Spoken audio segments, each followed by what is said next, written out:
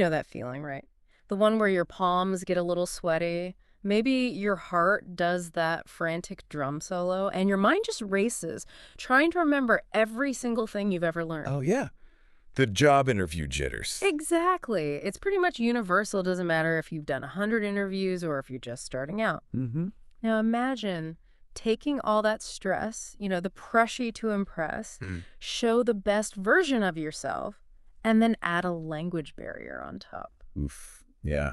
Just picture trying to find the right words, worrying if you misunderstood a question, or worse, accidentally saying something that sounds, I don't know, awkward or too informal or maybe even culturally off. It's enough to make you want to just pull the covers over your head. Yeah, Skip the whole thing. totally. It absolutely is. And you've painted a really vivid picture there. The weight of conveying your skills, Yeah. your experience, your personality, and doing it accurately while navigating a language that isn't your first, that could feel, well, huge. Yeah. You're not just trying to answer questions. You're trying to build a real connection, show you're competent, and make sure your true self isn't kind of lost in translation. Or overshadowed by struggling for a word. Exactly. It's a massive challenge for so many talented people, and that's precisely why this deep dive is going to be so useful for you, our listener, to turn that challenge into, hopefully, confidence. And that's why we're here. This deep dive is basically your shortcut to being properly well-informed on mastering job interview English. Mm-hmm. And our mission isn't just about helping you land a job, any job. Yeah. It's more ambitious. It's about equipping you to feel genuinely confident, articulate, professional in any job interview. Could be part-time, could be your absolute dream career. That's the goal. We're going to pull back the curtain, reveal exactly what to say, what to avoid, and crucially, how to sound natural and, frankly, smart in English, not just correct. And what's really important here is we're not just going to hand you a list of sentences to memorize. Right, because that sounds robotic. Totally. Yeah. It sounds robotic, unnatural, unconvincing. Instead, our goal is to break down what works, what doesn't, and really dig into the why. Why does this phrase work better than that one? Makes sense. We'll explore powerful phrases, polite ways to handle tricky questions, and we'll look at those subtle mistakes, things you might not even realize you're doing that can quietly hurt your chances. Yeah. It's about understanding the principles, Yeah. not just memorizing lines. And we're talking way beyond just vocab and grammar here, right? Yeah. Important, yes. But we're diving into cultural nuances, those unspoken expectations, even body language. The silent language. Exactly. Because sometimes what you don't say or how you hold yourself speaks volumes. It shapes how they see you before you even get to the tricky questions. We'll also show you practical ways to practice, build fluency, Mm-hmm. and then we tackle maybe the biggest tool of all, something beyond language, your mindset. Absolutely. It's interesting because many English learners focus almost purely on grammar rules, vocabulary lists. Mm-hmm. Those are important. They're the building blocks. But real success in a high-stakes situation, like an interview, it's about understanding unspoken rules, showing confidence, letting your personality come through, showing you can solve problems. Those intangibles, that's what makes your English really shine. Turns it from just correct to, effective, impactful. Okay, let me unpack all of this and really turn your next job interview into a confident English-speaking success story. So we're going to start right at the beginning and then loop back to the very end. Sounds obvious, maybe, but those first and last impressions in an English interview, they are just disproportionately important. Huge. Like bookends. Exactly, like the frame on a painting, they shape how everything in between gets seen, they color the interviewer's whole opinion of you. Our sources really emphasize this. These moments can literally shape the lasting perception. It's your first chance to set a professional, positive tone, and your last chance to leave them feeling enthusiastic about you. And it's not just about being polite, though. That's part of it. It's strategic. Strategic politeness. Kind of. These bookends, the start and the finish, they frame everything you say into.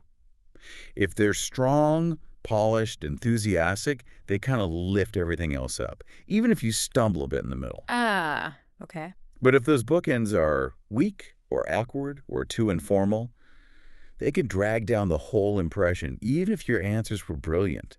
It's about managing perception, start to finish. That makes total sense. Primacy and recency, right? What you hear first and last sticks. Exactly. Psychology backs this up. Okay, so opening strong. The recommended phrase our sources give is super clear, concise, effective. It's great to meet you. Thank you for the opportunity.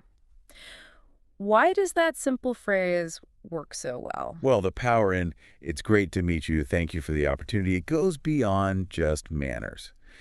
There's actually some social psychology here, expressing genuine gratitude right at the start. It can subtly trigger what they call a reciprocity bias. Oh, interesting. Yeah, it basically primes the interviewer to view you a bit more favorably, makes them more open to what you say next. It signals courtesy, sure, but also emotional intelligence, respect for their time, appreciation for the chance, all valuable soft skills. It sets a positive anchor right from the get-go. I can totally see that. Imagine walking in kind of hesitant, mumbling hello, versus walking in confidently, making eye contact, warm smile, and saying that phrase, the second person. They've already made a much better impression instantly. Night and day. Now, the flip side, phrases to avoid. Our sources flag things like, nice to meet you, sir, or madam.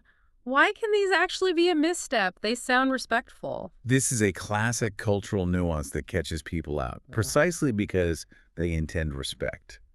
And respect is key, always. Right. But in many English-speaking places, think US, Canada, UK, Australia, especially in modern professional settings, using sir or madam actually sounds too distant, overly formal, maybe even a bit old-fashioned. Truly, old-fashioned. Yeah, it can create this unintended barrier, makes the interaction feel less natural, more stilted, like you're addressing someone from a totally different social sphere, not a potential colleague.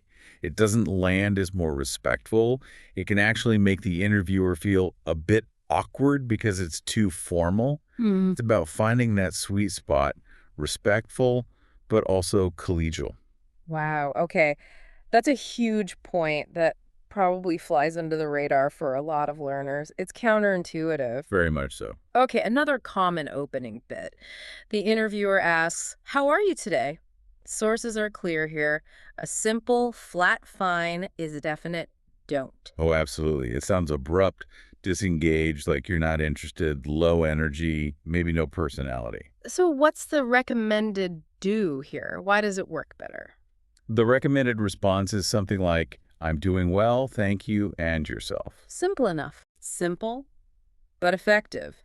It's natural, it's professional, but still friendly. It shows you're interested in them too, without being overly casual. It's an early sign of your communication style, how you might interact with colleagues. Sets a positive, engaging tone. Shows you're there for a conversation, not just an interrogation. It subtly signals confidence and sort of social grace. Right. Okay, let's shift to the end of the interview. Finishing strong. Just as critical, maybe even more so, right? The last thing they hear. Absolutely. That final impression lingers. Our sources suggest a really powerful closing. Thank you again for your time. I'm really excited about the possibility of joining your team. What makes that closing so impactful? That phrase is brilliant. It's a real double whammy. Thank you again for your time. First, it shows genuine respect for their time, acknowledges the effort they put into meeting you, reinforces professionalism. Second, and maybe more important, I'm really excited about the possibility of joining your team.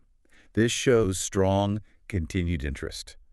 In a tough job market, enthusiasm can be a real differentiator. It doesn't sound desperate, just eager, motivated, shows you want to contribute, leaves them with this positive, memorable feeling about your potential value. Wraps it all up on a high note. That is powerful, really cements your interest. Now, the don'ts. What closings should people absolutely avoid? Things like, okay, bye-bye. Or maybe, I hope you choose me. Yeah. Compare that strong closing to these. Okay, bye-bye. It just sounds childish, super informal. It completely undermines any professional image you've built, instantly makes you seem less serious. Right. And I hope you choose me, well, maybe honest. Sounds desperate. It lacks confidence. Interviewers want someone self-assured, someone who believes in their own value, not someone pleading. It actually makes them question if you believe you're capable. The exact opposite vibe you want to send. Yeah, project confidence in what you offer, don't plead for a chance. Okay, quick vocabulary check for our listeners. We mentioned opportunity, that chance to interview, gratitude, thankfulness for their time, and professional, polite, businesslike conduct. It's really useful to practice using these words, understanding their nuance in this context. They're foundational. And the sources really hammer home one actionable tip. Practice these opening and closing lines out loud, again and again, until they feel natural. Not just memorizing. Not just memorizing, making them roll off the tongue, even under pressure. These are your first and last impressions, they stick. Perfecting them in practice. Huge dividends in how you're perceived. So what's the takeaway here for you listening? Your entry and exit are vital. They frame the whole interview, get them right, and you start and end on a high note. But once you're past the greetings, once you're in the room or on the screen, what about those common questions everyone asks? Because they are coming, let's shift focus to handling those with confidence. Okay, so we've framed the interview. Let's get into the main event, the common questions. The good news. Most job interviews follow a pretty familiar pattern.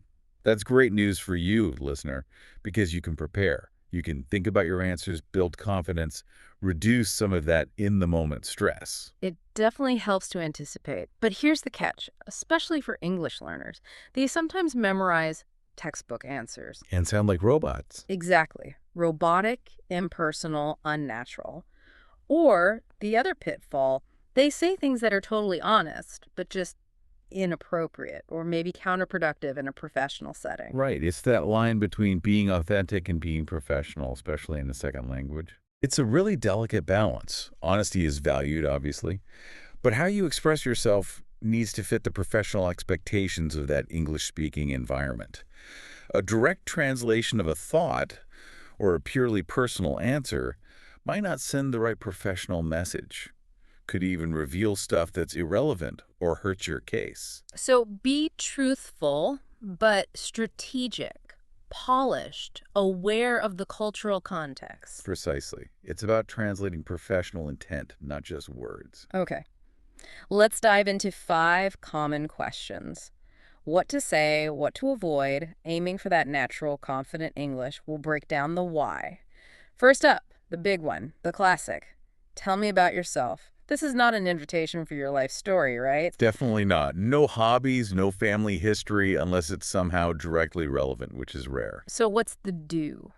Our sources suggest something concise, like, I'm a detail-oriented person with experience in customer service. I enjoy helping others and working in team environments. Why does that work so well? It works brilliantly because it's immediately relevant. The interviewer needs to know your professional fit. This answer is professional, job-related, highlights valuable skills, being detail-oriented, enjoying teamwork. It quickly frames what you offer professionally, a concise summary of your professional identity.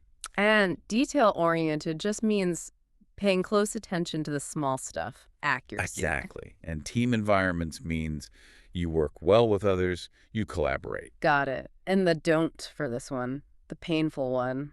Well, I like movies, and I don't really know what to say. Why is that such a disaster? The huge red flag. Shows zero preparation, gives irrelevant personal info. They're not looking for a movie buddy. They want to know about your professional fit.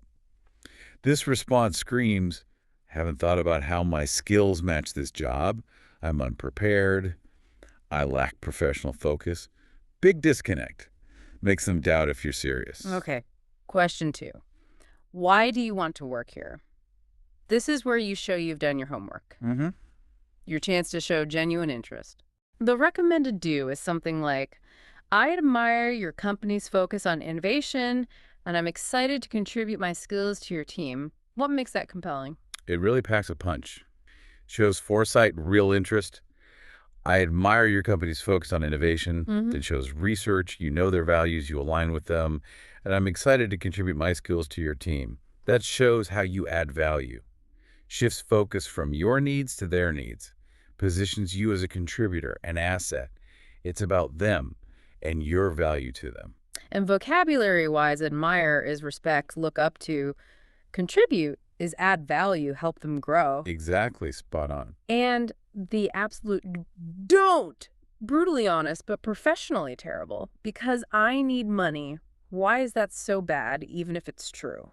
Because in an interview context, it's a massive misstep. Shows a lack of ambition beyond just getting paid. Hmm. Disinterest in the company's mission. No professional motivation other than financial need. Suggests you just see it as a paycheck, not an opportunity, no long-term vision. Interviewers want someone invested, not just someone desperate for cash. Right.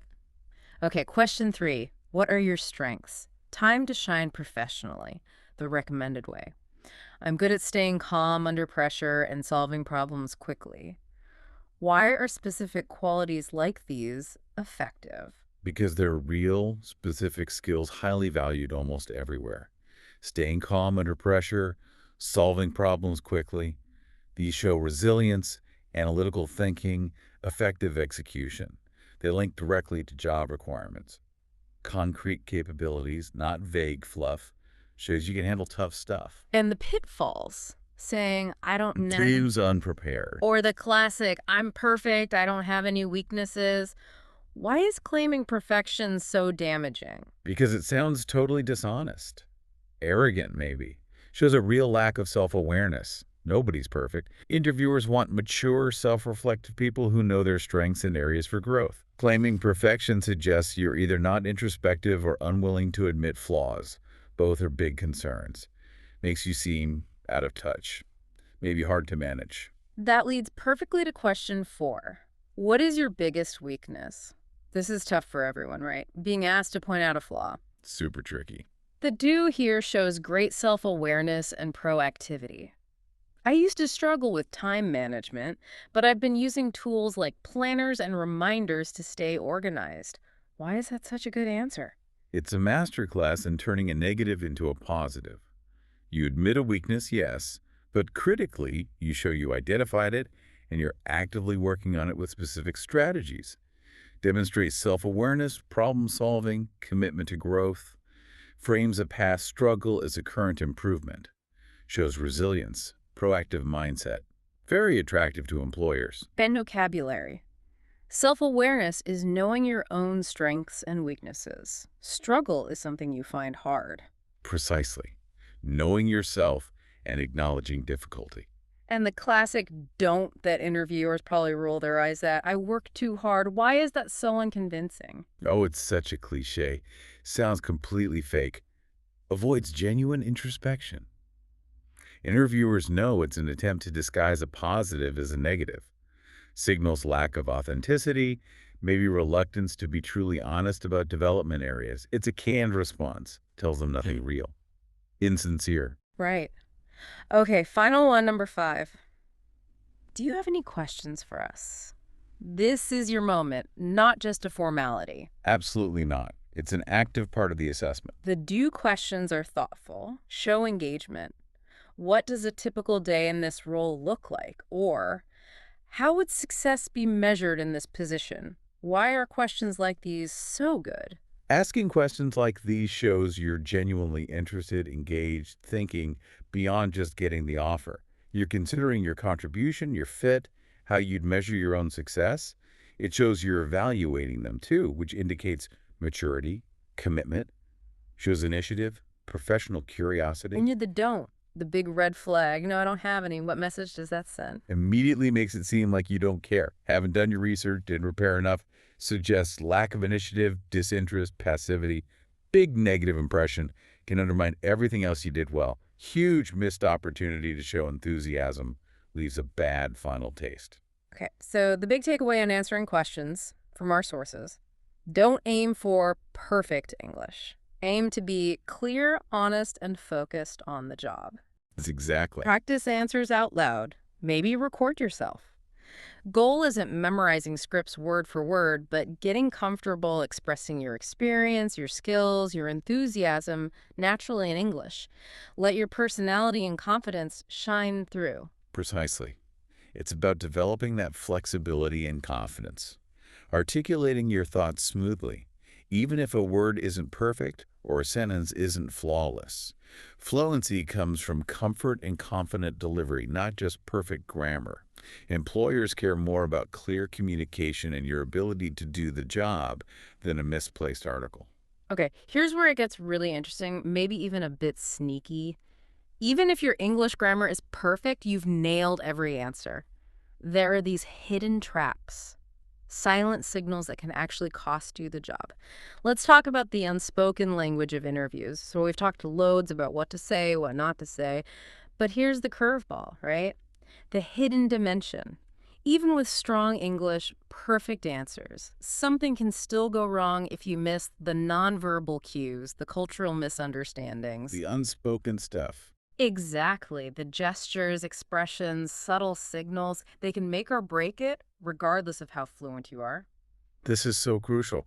Your body speaks volumes, even when you're silent, and cultural expectations. They massively shape what you should or shouldn't say, how gestures are read, even how close you stand. Like being direct might be good in one place, but rude in another. Absolutely. What's seen as efficient directness in, say, New York might feel abrupt or rude in London. Understanding these differences is vital. They dictate how your whole presence lands, way beyond just the words. It's the total package. Okay, let's break down some key nonverbal things and cultural differences. First, eye contact. In many Western countries, US, Canada, UK, Australia, steady, natural eye contact shows confidence, honesty, engagement. Right. It signals you're attentive, trustworthy. But it's a fine line. Too little eye contact makes you seem unsure, nervous, maybe like you're hiding something. Mm-hmm. And too much. Can feel like an uncomfortable stare, makes the interviewer uneasy, like they're being challenged or scrutinized. And there's a cultural contrast here too, isn't there? Huge one. In some cultures, parts of Asia, Latin America may be looking down, avoiding direct eye contact. That's actually a sign of respect or humility towards authority. But in a US or UK interview, Unfortunately, that same behavior can be misread as insecurity, lack of confidence, disinterest, or even being evasive. The tip is to practice finding that natural balance. Mirror, friend, aim for engaged and trustworthy, not shifty or aggressive. Conversational eye contact, break it naturally now and then. good tip. Then the handshake. Pre-pandemic, firm handshake was standard, right? Pretty much universal professional greeting. Yeah, really depends on the company, the situation. If they offer one, definitely return it with confidence. Not bone crushing, but not limp either. A limp handshake feels awful. Mosquitoes insecurity, yeah. Yeah. Not too soft. And online. No worries. Warm smile, polite greeting, good posture on camera that does the job. Okay, posture and gestures. Slouching, leaning way back. Makes you look lazy, disinterested, too casual.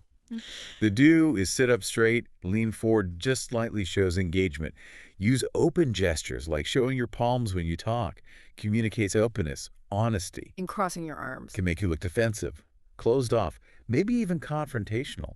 These little signals really reinforce or contradict your words, shapes their subconscious view of you. And smiling, good, right? Shows friendliness. A natural, genuine smile, Yeah. definitely positive, shows warmth, calm energy. But the don't is smiling constantly or at the wrong times, like when talking about a serious challenge or mistake. That just seems awkward, insincere, unprofessional. Match the expression to the topic. Exactly. Natural, appropriate expression. Practicing neutral, calm expressions helps. Watching videos of native speakers and interviews, see how professionals manage their expressions. Good study material. Okay, what about silence? Pausing, interrupting. Nuanced area. In many English-speaking cultures, pausing to think before answering. Totally fine. encouraged even. Really? It doesn't look like you don't know? Not usually. It shows you're thoughtful, considerate, aiming for precision, not just blurting something out. You can even say something like, "That's a great question. Let me think about that for a second." Buys you time, sounds professional. Good phrase to have ready. Definitely. What you absolutely must avoid is interrupting. Even if you're excited, brilliant idea pops up, wait your turn. Cutting someone off is almost always seen as rude, impatient, disrespectful, shows poor listening. In some cultures, overlapping speech is okay, shows engagement, but not typically in English-speaking professional settings. Big no-no. Got it. And finally, a really common one for learners, over-apologizing for English, saying things like, "Sorry, my English is not very good." Ah, yes. Comes from a good place. Wanting to be humble, maybe? Yeah, seems polite. But it actually, subtly but significantly, weakens your perceived confidence. Draws unnecessary attention to a supposed weakness they might not have even noticed or cared about. So what's the alternative? Because you can't just pretend it's your first language if it isn't. There's a really powerful alternative. Instead of, "Sorry for my English," try saying, "English is my second language, but I'm always working to improve." Oh, I like that. It completely shifts the narrative. Sounds positive, proactive, shows a growth mindset, not insecurity. Turns a potential vulnerability into a sign of resilience, dedication, commitment to learning. Makes you seem inspiring, determined, not apologetic.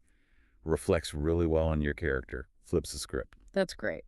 So, quick vocab recap. Yeah. Nonverbal communication, body language, expressions, cultural misunderstanding when behavior gets misread due to cultural differences, and confidence, belief in yourself, shown verbally and non-verbally. And the bottom line is crystal clear.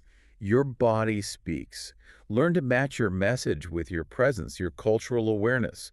When your English, body language, cultural savvy all work together, you're not just understandable, you become unforgettable. You project this complete, confident image. Okay, we know what to say, how to present ourselves, but how do we get truly comfortable doing it all under pressure? That's the million-dollar question. It comes down to practice, right? Right. Smart practice. We've got the strategies, right? So you've got the phrases, the body language awareness, you're mentally prepped. But here's the reality check. Understanding is one thing. Saying it smoothly, naturally, confidently, in real time, especially under interview pressure, totally different ballgame. Completely. The secret to sounding confident, fluent in that English interview, it's not just knowledge, it's practice. Consistent, smart, targeted practice. This section is all about how to simulate it, train fluency, sound natural, even with those butterflies flapping inside. And this touches on something fundamental about language learning. Fluency isn't just knowing words and grammar, it's automaticity. Automatism. Yeah, making it automatic, reducing the brain power you spend searching for words, forming sentences, conjugating verbs. When that becomes easier, more automatic, you free up mental energy to focus on the message, the question, the connection with the interviewer. Practice accelerates this, makes it feel less like translating in your head, more like spontaneous conversation. The less you think about the language, the more authentic you sound. Makes sense. Less effort on the mechanics, more on the meaning. Okay, let's get practical. Actionable practice methods you can start today. First, practice with a mirror or camera. Old school, but effective. Stand in front of a mirror, pretend it's the interview, say answers out loud, don't just think them. This connects thoughts to spoken words, activates the mouth muscles. Crucial step. Then level up, record yourself. Phone, laptop, whatever. Play it back, listen critically. Tone, pace, pauses. Pronunciation. Do you sound clear? Confident? Using too many ums or likes? This is like being your own coach. Spot weaknesses before the real thing. Super powerful self-correction tool. Next technique, shadowing. It's known as one of the fastest ways to get that natural English rhythm and pronunciation. Shadowing. How does that work? Find interview videos online. YouTube's great for this. Yeah. Native speakers answering real questions. Watch, listen carefully. Then pause the video and repeat exactly what they said. Mimic everything: pronunciation, tone, rhythm, intonation. Like learning a song by ear. Exactly like that. You're not just learning words, you're learning the music of English, how people pause, emphasize words, link ideas, trains your mouth and brain to make those sounds naturally without thinking about every syllable. Big boost for fluency. Cool. Okay, another method, cue cards or a script. Good for structure. Write common questions on cards. Back of the card. Your ideal answer, maybe just bullet points, keywords, the key phrase. Practice saying the answer, looking at the card less and less until you don't need it. Helps remember vocab, structure, without sounding robotic. Right, it's a prompt, not a script to read verbatim. You could also write a mini script for your intro. Something short, impactful. Practice it daily. Hi, I'm Maria. 3 years in marketing, strong digital strategy background, passionate about helping businesses grow. Say it every morning. Soon, it's natural. Ready to go. And a super practical tip, often missed: time yourself. The length of answers. Yes. Most answers, especially for those "tell me about a time when" questions, should be roughly 30 seconds to a minute. Too short. Sounds unprepared. Not much substance. Too long. You ramble, interviewer loses interest, takes too much time. So use a timer during practice. Definitely. Practice hitting that sweet spot. Forces you to be concise, impactful, get the key info across efficiently. Good discipline. And focus on vocabulary that specifically matches the job. Yes. Don't try to impress with fancy, complicated words. Use precise, relevant words. Shows you understand the role of the industry. Like for customer service, problem solving, patience, active listening, conflict resolution, customer satisfaction. Exactly. Or for an office admin job.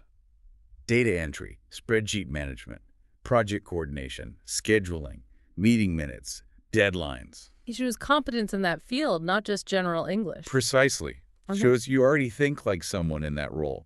Much more attractive. You're fluent in their professional language, not just English. Makes sense.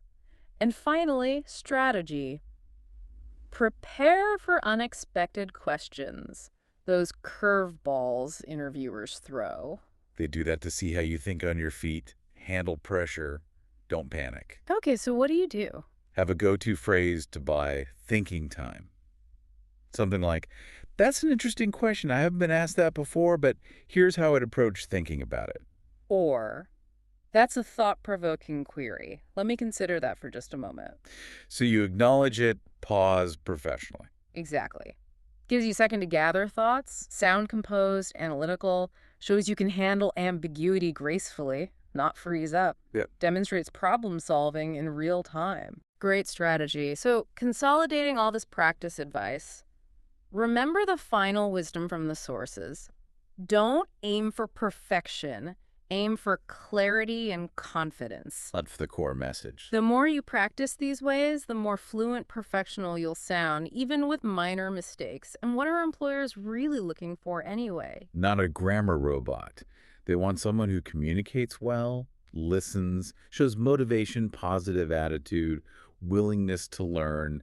Your ability to convey those qualities trumps perfect grammar every time. Okay, vocabulary spotlight for this bit. Simulate, create a practice version of a real situation, like a mock interview. Fluency, speaking smoothly, easily, without lots of pauses. And cue cards, small cards with reminders or prompts for practice. All right, got the words, the body language awareness, a whole toolkit of practice techniques. But what about that inner voice? The one that makes your heart pound, palms sweat, fills your head with doubt right when you need to be sharpest. The mental game. Exactly. This brings us to maybe the most powerful tool you have, the one that can really define your success, your mindset. Let's just be real for a second. Interviews are nerve-wracking. Yeah. For everyone, native speaker or not. Totally. You're being judged, tested, expected to impress. Doing it all under pressure, maybe in a second language. Yeah. That's a lot. It's completely normal to feel that pressure. So what's the secret weapon then? The core truth that can change everything. Most interviewers They aren't primarily looking for perfect English. They're looking for someone who communicates clearly, effectively, listens well, shows genuine interest, has the skills, positive attitude. And that means? That means your greatest strength isn't necessarily your flawless grammar or huge vocabulary. It's your confidence, your mindset, how you approach the challenge, how you see yourself, how you manage those moments of nerves or uncertainty. That internal story you tell yourself, that dictates your external performance. So how do you cultivate that winning mindset? A huge part is shifting your focus. Instead of getting stuck in that fear loop, what if I mess up? Forget a word. My accent's too strong. Which is all about fear. Yeah, easy to get trapped there. Challenge yourself to reframe it. Ask instead, how can I show them the value I bring, my skills, my enthusiasm? Redirect your energy from potential failure to showcasing your strengths. Even if you do stumble on a word or your accent is strong, how you handle that moment matters more than the slip itself. It's about resilience. So if you get stuck, don't just freeze. Right. Don't panic. It's natural but controllable. Stay calm. Take a slow breath. Use a professional phrase. Let me rephrase that. Or I'm not quite sure the exact English word, but what I mean is, or even, excuse my brief hesitation. I just want to express this clearly. It doesn't sound weak. Not at all. It shows problem solving, composure, emotional control under pressure. Qualities way more valuable than perfect recall of a word. Shows you can adapt, recover gracefully. Okay, another huge mindset shift. Stop apologizing for learning English. Yes. So many learners say, sorry for my English, with good intentions, seems humble. But it subtly undermines your confidence in their eyes, draws attention to a perceived weakness. And honestly, it diminishes the huge effort you've already made learning the language. So what's the empowering way to handle it? Instead of apologizing, try saying, English is my second language and I'm proud of the progress I've made. Wow, that feels different. Totally different vibe, right? Yeah. Changes how they see you. From maybe insecure to inspiring, proactive, resilient, dedicated to improvement. Speaks volumes about your work ethic, determination. Turns that potential vulnerability into a clear strength. Love that. What else for mindset? Prepare your mind, not just your words, before the interview. Take quiet moments. Visualize success. Picture yourself walking in confidently, shaking hands, good eye contact, answering smoothly. Imagine leaving feeling proud. Does that visualization stuff actually work? Your brain is fascinating. It often can't fully distinguish vivid imagination from reality. Mental rehearsal like that genuinely builds real confidence, reduces anxiety, primes your brain for success when the moment comes. Okay, worth a shot. And when nerves do hit in the moment, Remember two simple things: breathing, pausing. breathing. Breathe slowly, deeply. Even one calm, deep breath can stop that panic spiral, calms the nervous system. And remember pausing before answering. Not a problem. We covered that it shows you're thinking. Exactly. Shows you're thoughtful, not struggling. A short, deliberate pause can make you sound more professional, insightful, confident, better than rushing an unprepared answer. And finally, the long view. Embrace the philosophy. Every interview, win or lose, is practice for the next one. You won't get every job. That's universal. Totally okay. Each interview is a step forward, a learning opportunity. New questions, better answers next time, refined nonverbals. You get stronger, more confident, more fluent each time. The absolute worst mistake, avoiding interviews because you feel your English isn't ready. Because the only way to get ready is To go through it, learn from it, apply it next time. That's how you truly improve. Okay. Vocab recap for this crucial section. Mindset. Your way of thinking, approach to challenges, rephrase, say something differently, more clearly, visualize, imagine clearly in your mind, mental preparation. All right, let's pull this all together. Distill what we've learned today. You don't need perfect English to land that job. Not at all. What you need is real, smart preparation, natural, impactful ways of expressing yourself, confident, culturally aware body language, and underpinning it all, a strong, resilient mindset. That's the formula. And honestly, if you've stuck with us through this whole deep dive, absorbing all this, that already shows you care deeply about getting it right and that dedication. That makes you a serious, motivated candidate right there. Absolutely. You've got a wealth of insight now, crafting first impressions, handling tough questions, mastering nonverbals, building that inner confidence. The knowledge is yours, Yeah. ready to use. So now it really is your turn. Take these ideas, practice the phrases, not to memorize like a robot, but until they feel like your words. Simulate that interview experience until you feel comfortable, confident. And then take that next step. Go out there, embrace the opportunity to show them your best self in English. We talked about how every interview is practice, a step forward. So think about this for your long-term journey. What if every no isn't just a rejection? What if it's actually a signpost? That's a signpost. Yeah, like Yeah. vital feedback from the universe, guiding you, refining your approach, getting you closer to the right yes. How does thinking about it that way, transforming it from a scary test into this continuous exciting opportunity for growth, change the whole experience for you? That is a powerful thought to leave with. Good luck in your next interview. You've absolutely got this.